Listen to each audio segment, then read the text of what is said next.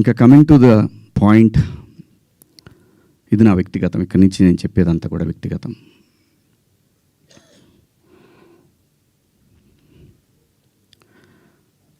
నాకన్నా ముందు చాలామంది గొప్ప గొప్ప జర్నలిస్టులు లైక్ గంగాధర్ శాస్త్రి గారు కానివ్వండి, తెలుగు జాతి మొత్తం వాళ్ళ మాటలను వింటూ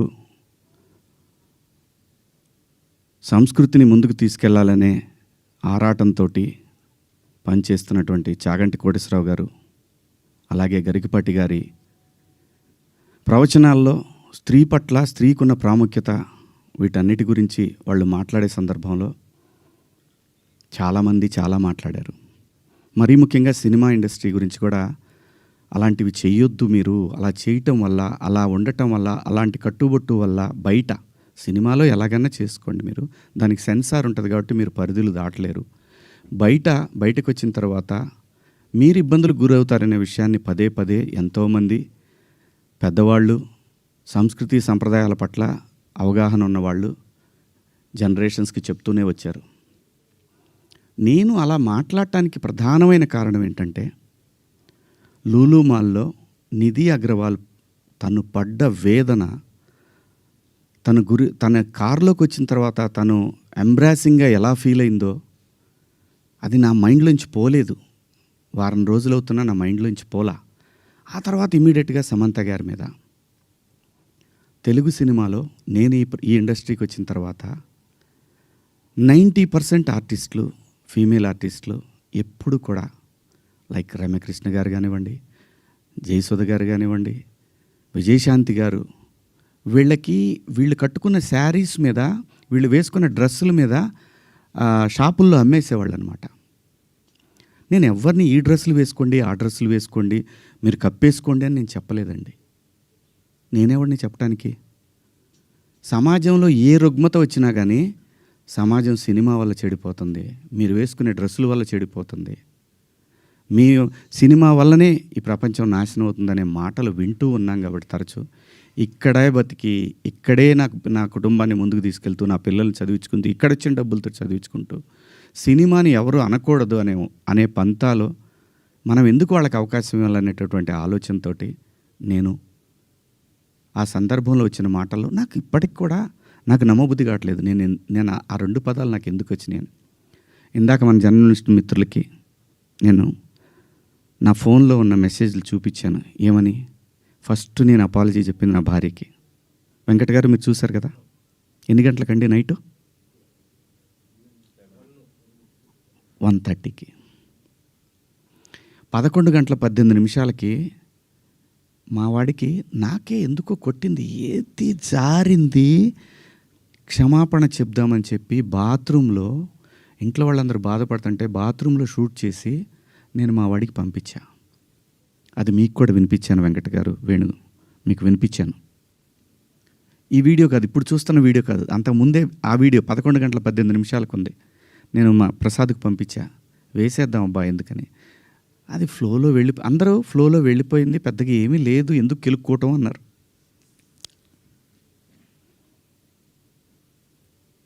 సో కర్మ ఎలా కాలిందో తెలీదు, కర్మ ఎవరిని వదిలిపెట్టదు.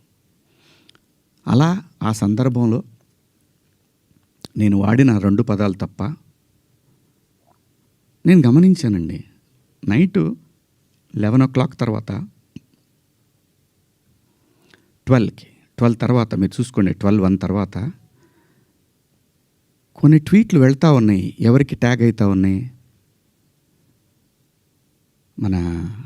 నాకు నిద్ర లేదు, పేర్లు కూడా గుర్తురాట్లా. స్త్రీల సమస్య మీద మాట్లాడుతూ ఉంటే మన రాహుల్ వైఫ్ చిన్మయి గారు ఆవిడకి వెళ్తూ ఉన్నాయి, ఆవిడకి ట్యాగ్ చేస్తూ ఉన్నారు. ఇక్కడి నుంచే మొత్తం ట్యాగ్ చేస్తూ ఉన్నారు. ఆ తర్వాత మన అనసూయ గారికి ట్యాగ్ చేస్తూ ఉన్నారు. ఎందుకు చేస్తున్నారు నాకు అర్థం కాలేదు. సర్లే ఏదో పాపం ఆవిడ మాట్లాడుతూనే ఉంటుంది ప్రతిసారి కూడా, తప్పేం లేదు. నా తరఫు నుంచి 2 పదాలు దొరికినాయి కాబట్టి ఐ హ్యావ్ టు బేర్. ఏదైనా బేర్ చేయాల్సిందే. మనం దాన్ని ఓట్రిచ్చి కొట్టినా దానివల్ల ఏం ప్రయోజనం లేదు. ఎందుకంటే తప్పు నా వైపు ఉంది కాబట్టి నేను సర్దుకొని వెళ్ళాలి, తప్పదు. క్షమాపణలు చెప్పాను, ఇంకా చెప్తాను కూడా ఆ 2 పదాలకి. నేను ఎప్పుడు సెట్ అవుతానో నాకు తెలియదు, నా మైండ్ ఎప్పటికి సెట్ అవుతుందో తెలియదు. అటువంటి పరిస్థితిలో ఉన్నా. నేను నా భార్య అయితే అసలు నువ్వు ఇలాంటి స్టేటస్లో ఉంది. ఎందుకంటే ఎవరికైనా ఫ్యామిలీయే ముఖ్యం. తను రేపొద్దున వాళ్ళ బంధువుల్లో ఇదేంటి ఇలా మాట్లాడాడు శివాజీ అంటే తను ఎంబ్రాసింగ్గా ఫీల్ అవుతుంది కదా. నా పిల్లలు వాడి ఫ్రెండ్స్ ఇదేంట్రా మీ నాన్న ఇలా మాట్లాడు, విచ్ ఈజ్ హర్టింగ్.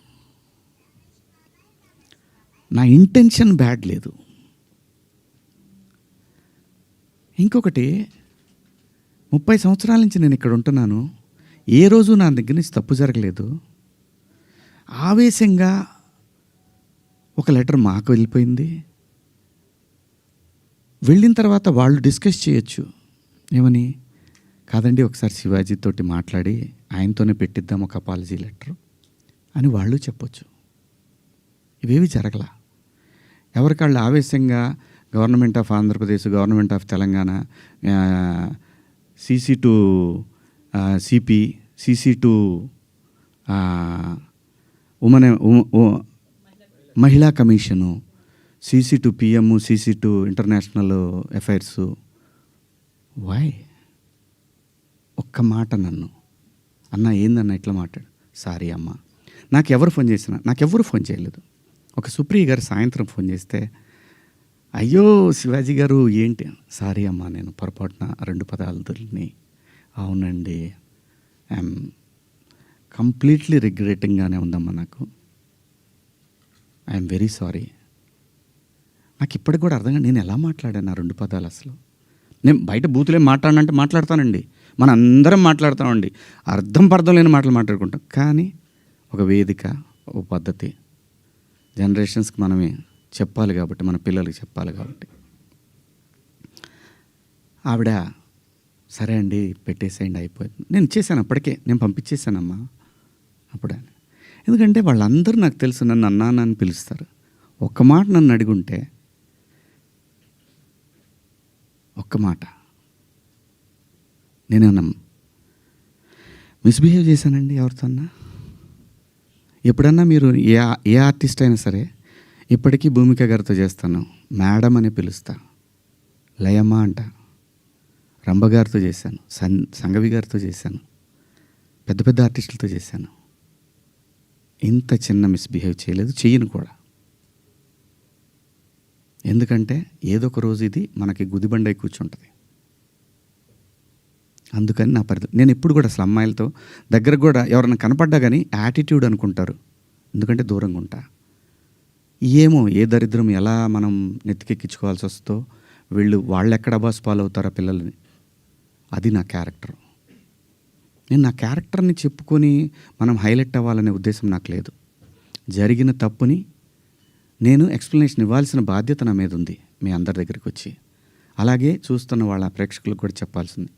కానీ నిన్న మీరందరూ పెట్టారు, మీరందరూ లైవ్లు పెట్టారు, ప్రజల స్పందన మీరు చూశారు. అంతర్మాత్రం చేత నాకు సపోర్ట్ ఉంది నేను చెప్పట్లేదు, ఉన్నా సరే నేను మాట్లాడిన తప్పు ఇది చాలా దూరం క్యారీ ఫార్వర్డ్ చేస్తాం. ఇంకో హీరోని అడుగుతారు, ఇలా అన్నాడు శివాజీ, క్షమాపణ చెప్పాడు కదయ్యా అని అంటారు. ఇది వెళుతూనే ఉంటుంది నిరంతరం, కొన్నాళ్ళు ఇంతకన్నా పెద్ద ఇష్యూ వచ్చే వరకు కదా. అలాగే ఒకవేళ ఆ లూలు మాల్లో నిధి అగర్వాల్ పాపం ఆ పిల్ల బట్టలు ఏదన్నా ఒకటి జారితే ఆ అమ్మాయి జీవితకాలం ఆ వీడియోలు ఉంటాయి కదండి, తీమన్నా తీస్తారండి ఎవరన్నా? నన్ను చాలా ప్రొవోక్ చేసింది ఆ ఒక్క సిచ్యువేషనే. మా సమంత గారిది నేను చూడలేదు, అయ్యింది అని అన్నారు. నేను అంటాను, మీరంతా ఇప్పుడు నేను చెప్పిన మాట ఏంటి, అమ్మా మనకెందుకు ఈ దరిద్రం, ఇట్లా జనంలోకి వెళ్ళినప్పుడు కాస్త మంచి బట్టలు మీరు ఏమన్నా వేసుకోండి, చీరలు కట్టుకుంటారు. ఇప్పుడు మీరు వచ్చారమ్మా, చక్కగా నిండుగా వచ్చారు, ఎందుకు వస్తారు? మనకంటూ మనం ఒక చోటుకి వెళ్ళినప్పుడు మనకే ప్రమాదం లేకుండా మనల్ని ఎవడో విమర్శించకుండా బయటపడాలి అనేది ఉద్దేశం. అది నా ఇంటెన్షన్. శిక్ష వేసేవాడు కూడా ఫస్ట్ ఇంటెన్షన్ చూస్తాడు, ఇది ఏ ఇంటెన్షన్తో మాట్లాడాడు. జడ్జి అయినా, ఈవెన్ కేసు తీసుకునే ఎస్ఐ అయినా ఉమెన్ కమిషన్ దాకా పోవాలన్నా అయితే ఈ 2 పదాలు. నాకంటే పెద్ద పదాలు ఎవరు వాడలేదా ఈ పరిశ్రమలో? నాన్నే ఎందుకు మీరు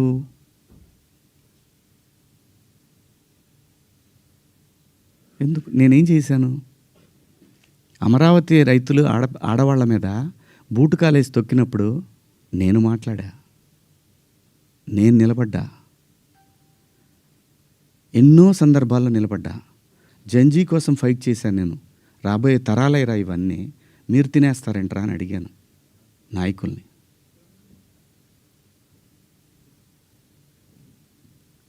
మీరందరూ కూడా మన పేపర్లో కానీ లేదన్నా కానీ ఎప్పుడైనా సరే ఒక మిస్ వార్త ఏదన్నా గబుక్కన మనం టీవీలో ప్రజెంట్ చేసినా కూడా సవరణ అని ఒకటి ఇస్తారు మీరు.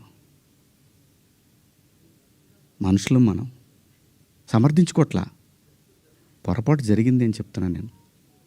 దానికి మీరందరికన్నా కూడా ఎంత ఇది ఉందో కానీ నేను ఎప్పటికి సెట్ అవుతాను నాకు తెలీదు.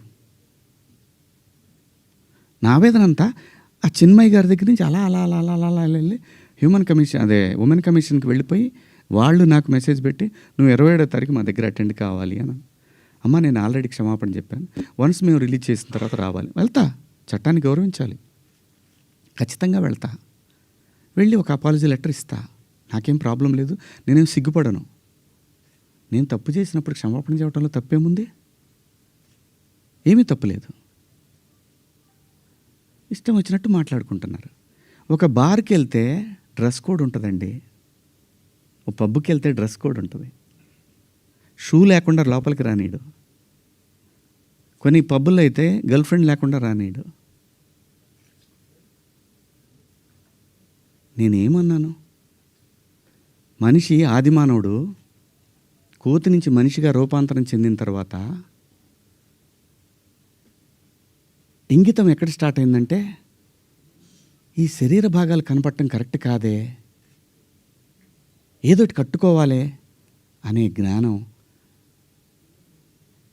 అమ్మకు వచ్చిందో నాన్నకు వచ్చిందో తెలీదు, వచ్చింది. అలా అలా బట్టలు తయారు చేసుకునే లెవెల్కి వచ్చి బట్టలు కప్పుకోవటం, బట్టలు వేసుకోవటం దాకా వచ్చింది. మంచివి వేసుకోమంటాం తప్ప అండి? కాదు, ఇదేం సిస్టము, ఆ సిస్టమ్కే పోతామన్న వాళ్ళు పోవచ్చు, ఎవరూ తప్పేం లేదు. ఎవరిష్టాలు వాళ్ళయి, ఎవరిష్టాలు వాళ్ళయి. ఇక్కడ నాకు కాన్స్టిట్యూషన్లోని సెక్షన్స్ గురించి చెప్తా. ఈ సెక్షన్ ప్రకారం మహిళల్ని అని చెప్పి టిఎఫ్ఐ ఉమెన్ వింగ్ పెట్టారు. చట్టం నాకు తెలుసు, కాన్స్టిట్యూషన్ చదువుకున్నాను. భారత రాజ్యాంగము హక్కులతో పాటు బాధ్యతలు కూడా ఇచ్చింది. న్యాయమూర్తి దగ్గర ఒక కేసు వెళ్ళినప్పుడు దాని తాలూకా ఇంటెన్షన్ చూస్తాడు. Provoking also crime, provoking also crime.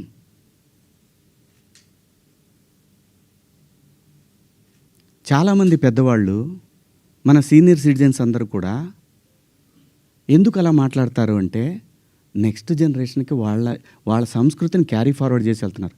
వేసుకుంటారా వేసుకోరా మీ ఇష్టం అమ్మ, నేనెవరిని చెప్పటాకి.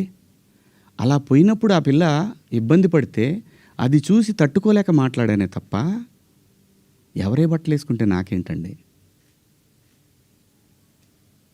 పోనీ మీరు ఎవరన్నా ఆ పిల్లకి అండగా నిలబడ్డారమ్మా? ఒక్కళ్ళన్నా నిలబడ్డారండి? ఇది తప్పు, ఇంతమంది ఒక ఆడపిల్ల మీద దాడి చేయటం అని మాట్లాడారా?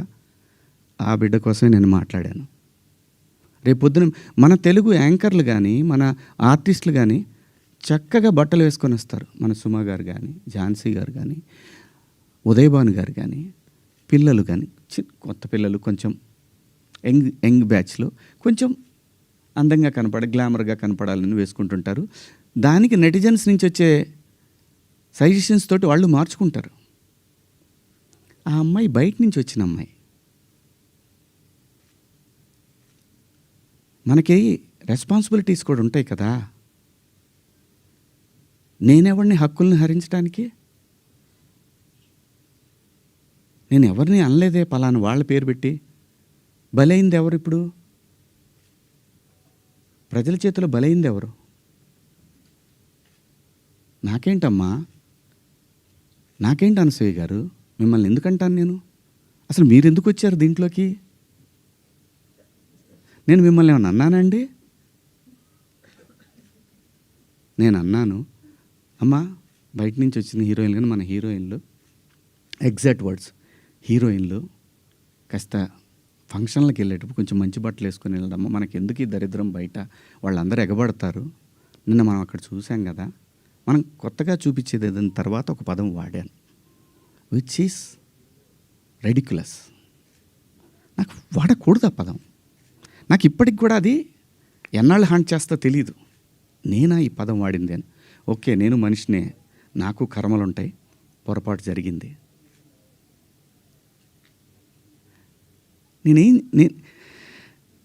నా బాధ అంతా ఏంటంటే, నా వైఫ్ నా పిల్లలతోటి కరెక్ట్గా మాట్లాడలేకపోతున్నాను నేను. అది నా మిస్. వాళ్ళు నన్ను కన్సోల్ చేస్తున్నారు, వెళ్ళండి అని అంటున్నారు. అంటే ఎవరికో అయిందని కాదు, శివాజీ ఇలా మాట్లాడ్డే అని ఆ వైఫ్ని ఎవరిని అడుగుతారేమో అనే బాధ తప్ప నేను దేనికి భయపడేవాడిని కాదండి. తప్పు చేసినప్పుడు క్షమాపణ చెప్పడానికి కూడా ఒక క్షణం కూడా మనలో మనం కూర్చొని ఒక మాట అడిగితే సింపుల్గా, అమ్మ నన్ను క్షమించండి, నా వల్ల ఈ 2 పదాలు దొరికినాయి అని చెప్పేదానికి దాన్ని చాలా దూరం సాగదీశారు. పర్వాలేదండి, మేము పట్టడానికి ఉన్నాం, పడతాం.